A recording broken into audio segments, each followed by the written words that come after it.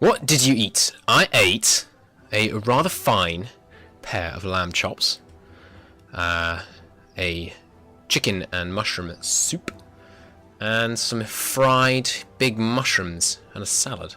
So Count Cristo, what is your channel about? Generally, it's basically Paradox strategy games exclusively. Lately, it's mostly been Hearts of Iron 4, which is obviously their most recent and most fun for multiplayer, which is what I've really been enjoying recently. So I've mostly been focusing on that. So, going into this game, Count Cristo, you have a lot of rivals, we already know that. But what is your goal besides those rivals? I must say, I found this really funny. So, you know, you've asked Tommy, you've asked Crane, what are their objectives going into this game? And apparently one of their objectives is to kill me, which is fantastic. Because any objective that anybody else has, which is not to crush their opponents and win the game, means that they're going to play worse. My objective is not going to be to kill Crane, it's not going to be to kill Tommy. My objective is going to be to defeat whoever it is that is most strategically important that I have a shot at defeating. And if Tommy and Crane both come after me, and I'm not the best target that they could be going after, that's my advantage. Oh, they stopped attacking. I think we beat back the Russian offensive. Yes! Yes! Get fucked! Excuse me. I'm sorry. I'm sorry. So if you had to pick someone who you would love to go up against, who would it be? I'm not sure, to be honest.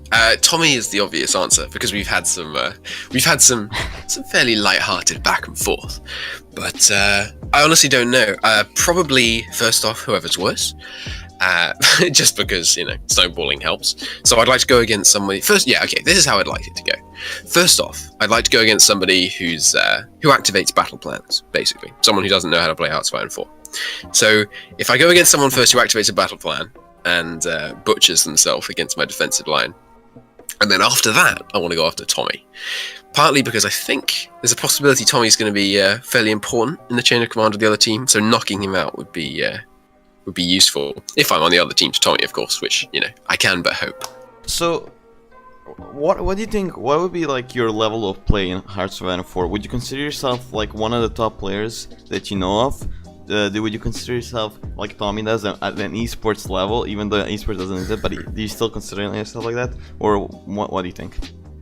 Well, it's very difficult for me to say because in single player, I'd say I was top tier. I've achieved some things that nobody else has, and there's basically nothing that anybody else has managed to do in single player that I haven't managed to do.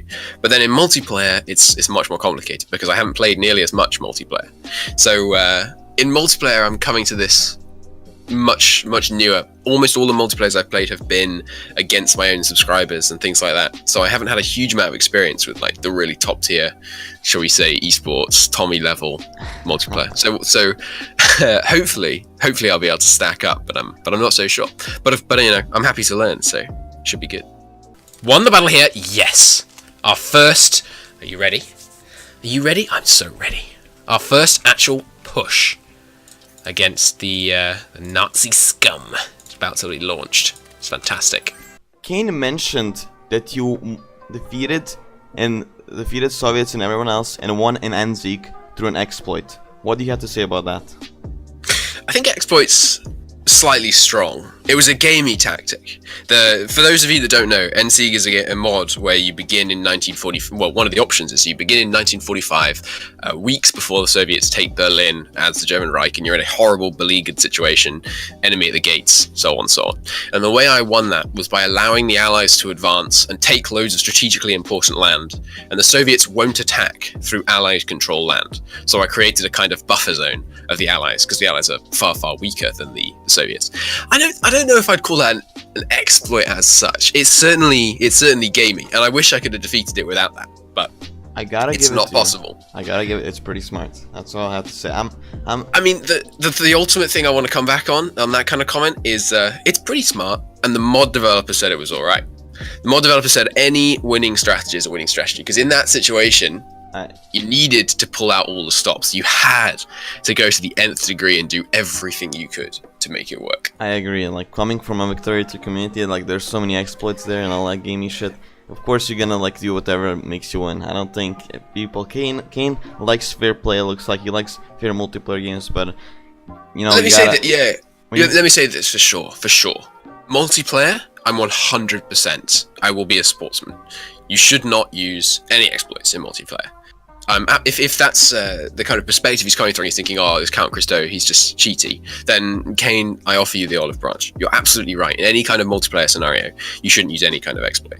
This is purely in a, entirely intellectual exercise. Is it possible in any way to defeat this scenario? So we're wrapping this up. What is your last message to all the people out there? I think I'm going to address partly the main kind of rivalries developing again, and I can't allow that kind of thing to develop without saying, bring it on, bring it on. The HOI4 is all about trench warfare, and if the enemy really wants to attack me, that's their mistake, because attack is by far the most expensive thing to do. So come at me. Okay, well, there we have it. Count Cristo's ready for Kane or Tommy. They might be in the same team, they might not be, we'll see. Thank you, Kane, and... Not Kane, excuse me. Thank you, Count Cristo, and see you guys on Saturday.